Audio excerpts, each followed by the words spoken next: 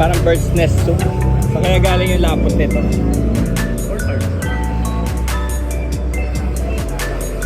Oh. Ang sarap ah.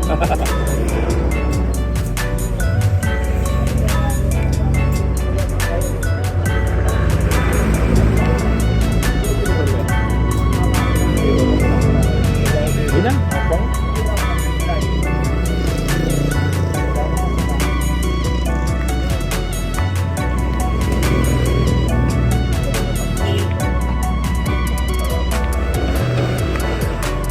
Mainit lang. Kalamansi oh.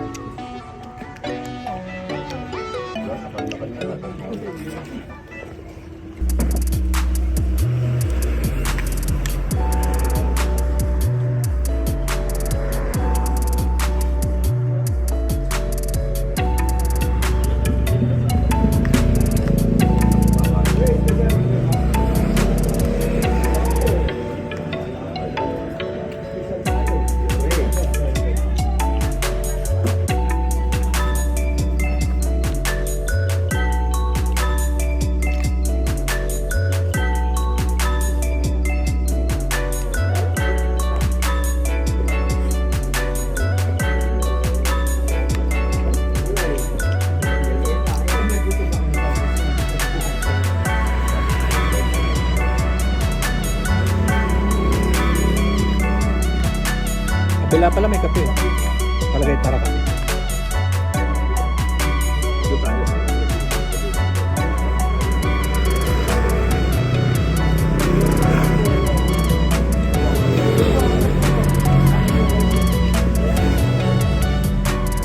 Yung cabin doon, hindi yung kainan.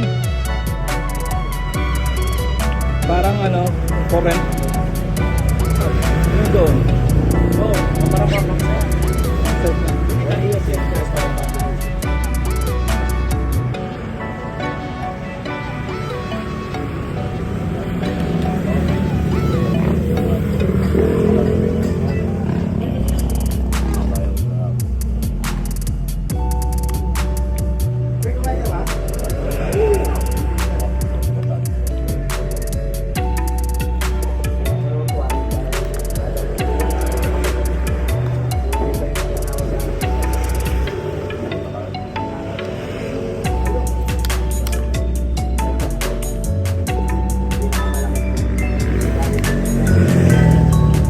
nakita mo ba nila makina? Ano nga doon ka?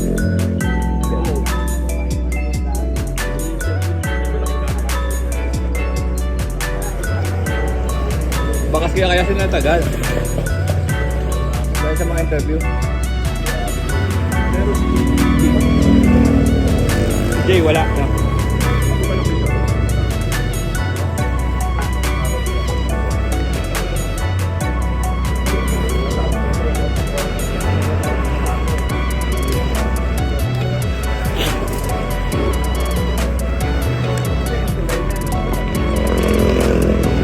Nauna pa ako dumating sa ano eh, Channel 5 tsaka Channel 7. Andun na ako.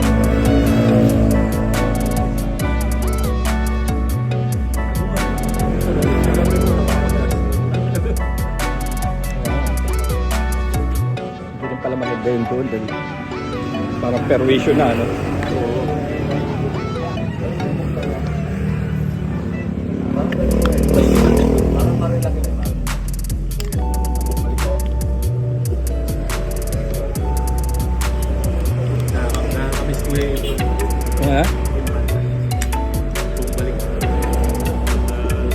Ano nangyari sa grupo? Hindi mo na tinuloy? Oo.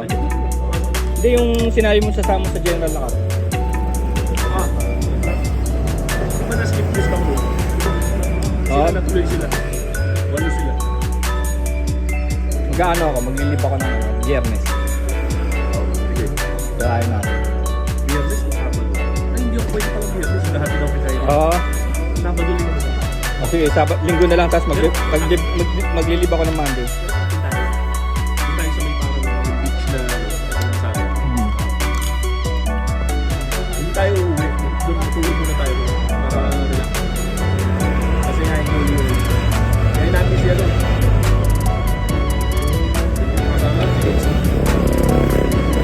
Sinabi ko nga sa mga kasama ko tinira natin yung balikan, 300 something. Kaya nga. Kaya isipin mo kung malalakas motor natin, sandali lang pala yun. Naligaw pa tayo doon. Tanong para yun. Kasi dapat kasi kung malalakas yung motor natin, pag nakatungtong na tayo sa highway na to, mabilis na. Paano pala yung uwi? Dito tayo sa susunod. Kailangan pa rin natin magbayad sa tourism na doon. Hindi na. Sasabihin na lang natin yung pangalan ng babae. Oo. Baka may Ate Marlene. Oo, ganun. Kasi hindi na eh.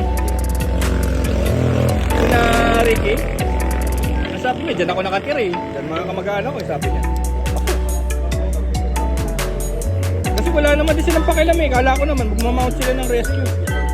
Si Ricky Castillo, yung sa Kalaha.